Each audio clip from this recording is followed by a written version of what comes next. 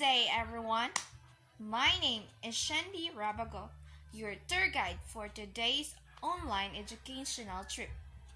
Stay with me as we go along and visit one of the historical places in the Philippines, the Fort Santiago Intramuros. Before we proceed to our destination, let me give you some facts to know about Jose Rizal. His full name is Jose Potasio Rizal Mercado y Alonso Rialondo. He was a patriot, physician, poet par excellence, and novelist who inspired the Philippine nationalist movement. Rizal was born on June 19, 1861 in Canlamba Town, Laguna Province, 54 kilometers south of Manila.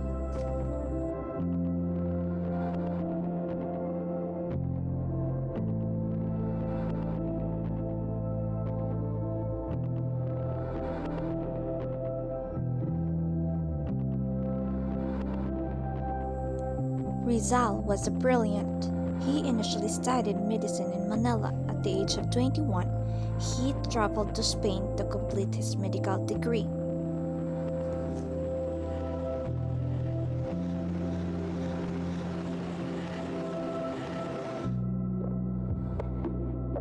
Rizal was surrounded by his parents and supportive siblings.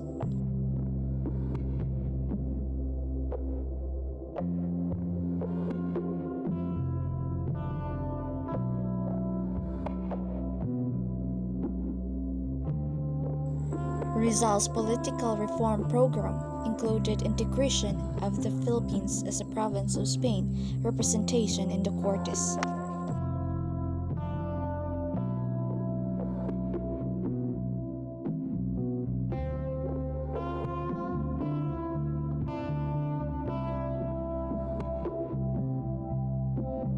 He was executed by the Spanish colonial government for the crime of rebellion.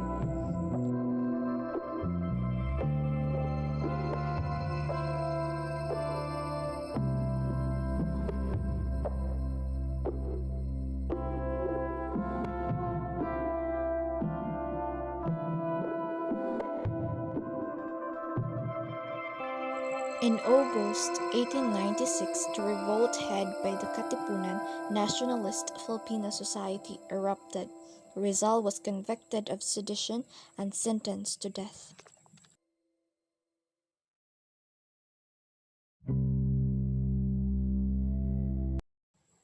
In connection to this, the Rizal Shrine, also known as the Museo de Rizal, Fort Santiago, is a museum dedicated to the life works of Jose Rizal.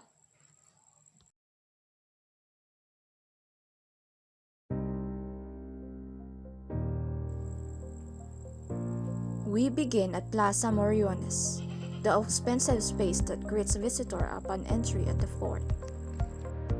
Next is Baluartillo de San Francisco Javier. During the Second World War, it was turned into a prison cell by Japanese military. Today, it houses the Intramuros Visitor Center and several shops. This is a reducto, an independent structure outside the walls that serves as the first line of defense. It also functions as a storage for ammunition and food supply. Today, it houses the shrine of Our Lady of Guadalupe. We return Plaza Moriones, one of the many plazas or open spaces in Intramuros. Named after the Spanish Governor-General Domingo Moriones, it was once an open ground for military drills, parades, and ceremonies until its destruction in the 1863 earthquake. The U.S. Army then took over and used it as a barracks. Now it's an open space where events and activities in Intramuros are held. Across the plaza is the Almacenes Reales or Royal Warehouses. This was a storehouse for goods unloaded by ships at the river gate during the Manila-Acapulco galleon trade. The unreinforced stone arches which originally supported the second floor remain intact, a testament to the durability and timelessness of traditional architecture. Then in this area are the remains of soldiers' barracks. During the Japanese occupation, former Philippine President Elpidio Quirino was imprisoned here for 16 days.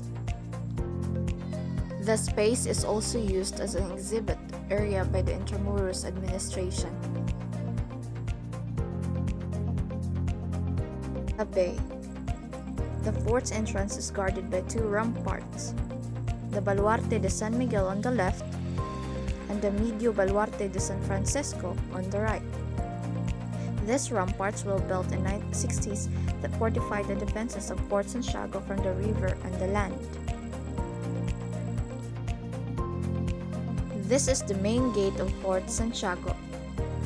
The main gate is decorated by wood relief carving of Spain's patron Saint Santiago Matamoros, as well as the coat of arms the former kingdoms of Castile and Leon. Castile is represented by the castle while the lion represents the kingdom of Leon.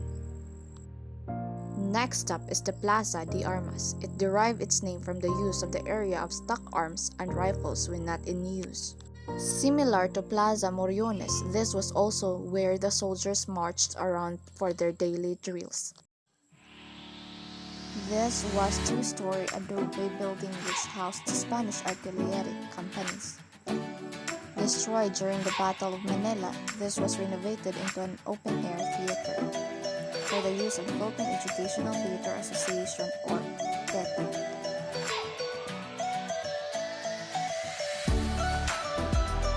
The main room of the soldiers' school was converted into a chapel south of Jose Rizal, who was transferred here after 56 days of imprisonment to the soldiers' barracks. According to the National Historical Commission of the Philippines, it was here where Jose Rizal married Josephine Bracken.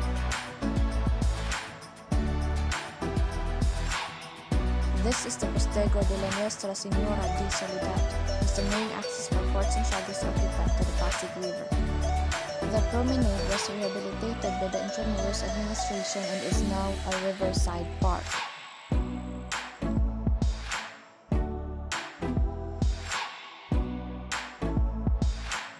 Here stands the Rizal Shrine. This place was the former soldiers' barracks which had a pantry and food storage before it was used as a cell for Jose Rizal. Today, Rizal Shrine or Museo ni Jose Rizal pays tribute for the life work of the country's national hero through its themed settings and relics. Now we enter the dungeons. This used to be the gunpowder magazines before being converted into prison cells.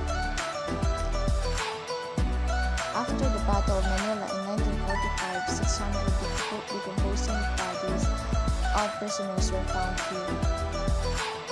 The remains were subsequently buried in massive open ground nearby and is marked with a white marble cross.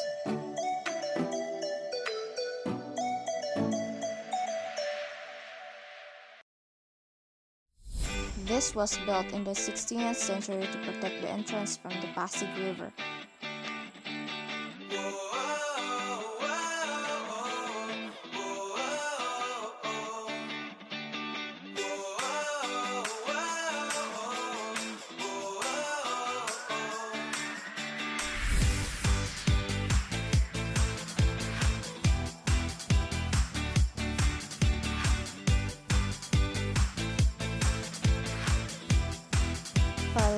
Sabraga means used to rout the enemy and protected the fort from heavy bombardment.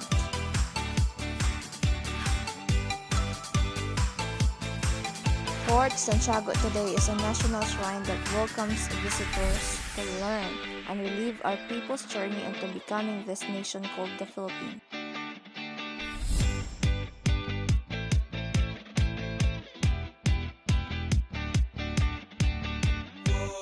That's the end of our virtual tour.